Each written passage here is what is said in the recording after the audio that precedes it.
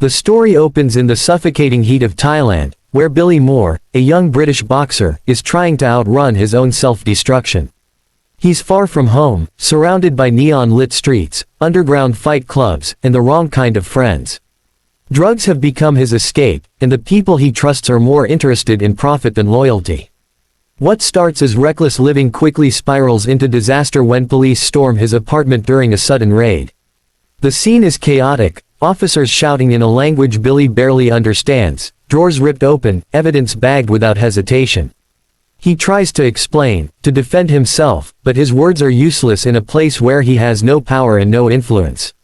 Within hours, he's processed, photographed, and placed in a holding cell. The court proceedings move quickly and harshly. There's no dramatic defense, no sympathetic judge. His sentence is handed down with cold efficiency. When the heavy prison gates close behind him, the reality hits. This isn't a short stay. This isn't a mistake that can be fixed with a phone call. He's been thrown into one of Thailand's most notorious prisons, overcrowded, violent, and merciless. The first thing he notices is the noise. Hundreds of men packed together in tight quarters, shouting, arguing, laughing in ways that don't sound friendly. The smell of sweat, metal, and unwashed bodies hangs thick in the air. Guards push him forward through narrow corridors lined with rusted bars. Inmates stare openly, some amused, others predatory. A foreigner stands out instantly. He's stripped, searched, and handed worn prison clothes. Any trace of his old identity, his clothes, his belongings, his sense of self, is gone. Now he's just another body in a system that thrives on dominance. Inside his assigned cell block, there are no private spaces. Dozens of inmates share a single cramped area. Bodies sleep shoulder to shoulder on the concrete floor. Tattoos cover scarred skin. Eyes scan him carefully, measuring weakness. Billy feels it immediately. He is prey. The language barrier isolates him further. He can't understand the insults thrown in his direction, but he understands the tone. He understands the laughter. He understands the way men shift closer, testing boundaries. That first night, he doesn't sleep. He lies awake on the hard floor, staring at the dim ceiling light, listening to the murmurs around him. Fear tightens in his chest. He knows that in a place like this, weakness is dangerous. Addiction claws at him, his body craving the substances that once numbed his pain. Now there is no escape. Surrounded by hardened criminals, men convicted of violent crimes, gang members, and individuals once labeled among the most wanted, Billy realizes something brutal. No one cares about his innocence, his past, or his excuses. Survival here depends on strength, discipline, and the ability to endure pain. As dawn approaches and the first light filters through the bars, Billy understands that the prison will test him in ways he has never experienced. This isn't just confinement. It's a fight for identity, for sanity, and for survival. And the first round has already begun. The second day inside the prison strips away any illusion Billy might have had about adjusting slowly. There is no gradual adaptation here, only immediate immersion into chaos. The morning begins before sunrise, when harsh fluorescent lights snap on without warning. Guards shout commands in Thai, their batons striking the metal bars to force movement. Billy scrambles to his feet along with dozens of other men packed tightly together on the concrete floor. There is barely space to stretch, let alone breathe comfortably. Breakfast is a thin scoop of rice and watery soup handed out in dented metal trays. Billy stands in line, hyper-aware of the bodies pressing in around him. Conversations buzz in a language he doesn't understand. Laughter erupts suddenly behind him, sharp and mocking. He doesn't need translation to know he's the subject. A foreigner in a prison like this is both curiosity and target. Back in the cell block, the unspoken hierarchy becomes clearer. Certain inmates move freely, others step aside. Tattoos signal gang affiliation. Subtle nods and hand gestures determine who belongs where. Billy keeps his head down but his eyes open. He watches who commands respect and who receives violence. Survival, he realizes, is about reading the room before the room reads you. Withdrawal begins to hit him hard. His body aches. Sweat beads on his forehead despite the stale air. His hands tremble slightly, and nausea rolls through him in waves. The drugs that once numbed his anxiety are gone, replaced by raw exposure to fear and discomfort. A fellow inmate notices his shaking and smirks, whispering something to a companion. Billy senses weakness radiating from himself like a beacon. In the yard later that day, tensions rise. Groups cluster together in territorial patterns. Billy stands alone near the fence, trying to steady his breathing. A tall inmate with scarred knuckles approaches, flanked by two others.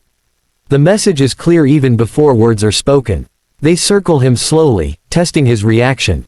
One shoves him lightly, almost playfully. Another steps closer, invading his space. Billy's instinct is to retreat, but something deeper, the fighter he once was, pushes back. He straightens his posture, shoulders squared. When the shove comes again, harder this time, he doesn't fall. He locks eyes with the aggressor. There is a flicker of hesitation. It's small, almost invisible, but it's there. The tension escalates quickly. A fist swings toward him. Billy reacts on reflex, slipping the punch and countering with a tight hook to the body.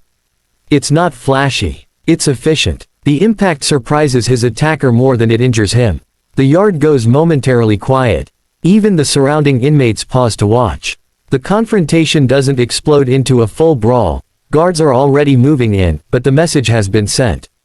Billy may be alone, but he is not defenseless. The men who circled him step back, recalculating. He feels the tremor in his legs once the adrenaline fades, but he forces himself to remain upright. That night, lying on the hard floor again, Billy understands the brutal truth. Every day will be a test. His body is weak from withdrawal, his mind overwhelmed, but his fighting instincts are still alive.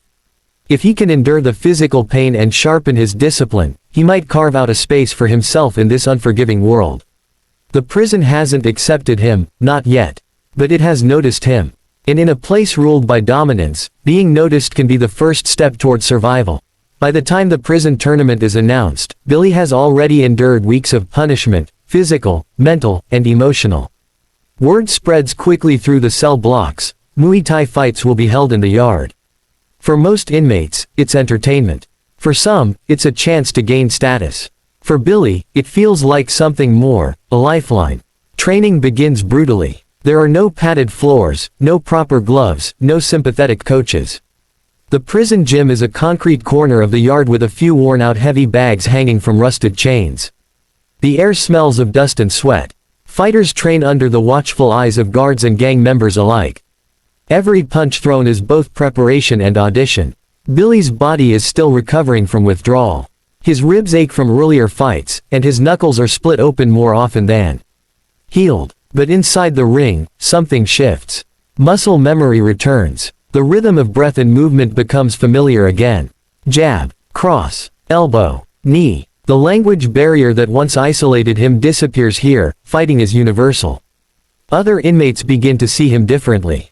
Not as the foreign addict stumbling through survival, but as a disciplined striker with heart. Some test him in sparring sessions, going harder than necessary to see if he will break. He doesn't. Even when he's knocked down, he rises quickly, resetting his stance. The refusal to stay down earns quiet respect. The day of the tournament transforms the yard. A makeshift ring is formed with ropes tied to metal poles. Inmates crowd around, shouting bets and loyalties. Guards stand watch from a distance, allowing the spectacle to unfold as long as control is maintained. The energy is electric, raw, volatile. Billy's first opponent is a seasoned local fighter with heavy hands and sharp elbows. The bell sounds, and the world narrows. The first round is punishing. Billy absorbs body shots that rattle his lungs. A knee catches him under the ribs. He stumbles but stays upright. The crowd roars at every impact. Between rounds, there is no stool, no coach whispering strategy. Only the sound of his own breathing. He closes his eyes briefly, centering himself. Pain is temporary. Survival is permanent. The second round shifts. Billy begins to time his opponent's aggression. He slips punches more cleanly, counters with precise combinations. A left hook lands flush. An elbow opens a cut near his opponent's brow. Blood mixes with sweat on the canvas. By the final round, both fighters are exhausted.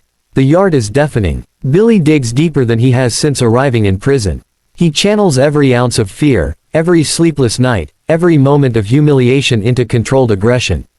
A sharp combination, jab, cross, elbow, snaps his opponent's head back. The local fighter collapses to one knee. Silence hangs for a split second before the crowd erupts. Guards step forward, signaling the end. Billy stands in the center of the ring, chest heaving, eyes focused but distant. He hasn't just won a fight, he's reclaimed a piece of himself that prison tried to strip away. For the first time since entering those gates, he doesn't feel like prey. He feels like a contender. And inside those walls, that change could mean the difference between being hunted and being respected. After the tournament, the shift inside the prison is immediate but subtle. No official announcement marks Billy's change in status. There is no ceremony, no handshake from the guards. Instead, it shows in the small details, the way inmates move aside slightly when he walks through the yard, the way conversations lower when he passes, the way former aggressors avoid direct eye contact. Respect in prison isn't given loudly. It's acknowledged quietly. Billy feels the difference most in his own mind. The fog of addiction has begun to lift. His body, though scarred and bruised, feels stronger each day. He commits fully to training, waking before dawn to shadowbox in the limited space beside his sleeping area. Other inmates begin joining him, first out of curiosity, then out of genuine desire to learn. Without trying to lead, he becomes a focal point. The gangs still exist. Violence hasn't disappeared, but Billy is no longer an easy target. Even the most hardened inmates recognize discipline when they see it. He doesn't boast about his victory. He doesn't provoke anyone. He keeps his head steady, his emotions controlled. That composure becomes his armor. One evening, a younger inmate, thin, nervous, clearly overwhelmed, sits near him. The boy's hands tremble the same way Billy's once did during withdrawal. Without many words, Billy shows him how to breathe through panic, how to plant his feet firmly, how to hold his guard.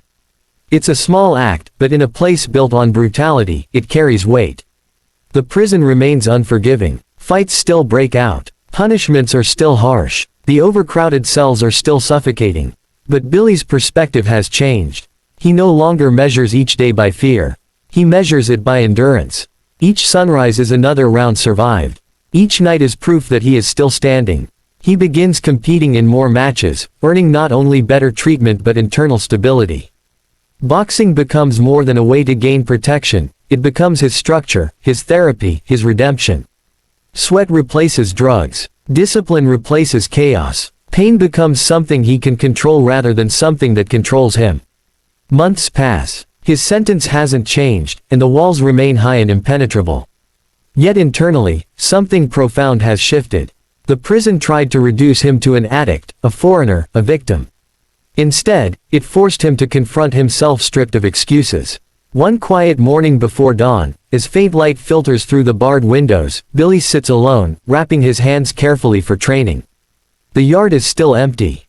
The air is cool. He takes a deep breath, steady and focused. For the first time since his arrest, he feels clarity.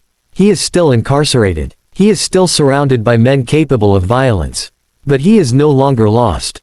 The most wanted criminals around him no longer define his fate. His discipline does. In a place designed to break men, Billy rebuilt himself. Not perfectly, not easily, but honestly. And sometimes, survival isn't about escaping the prison walls, it's about escaping the prison within.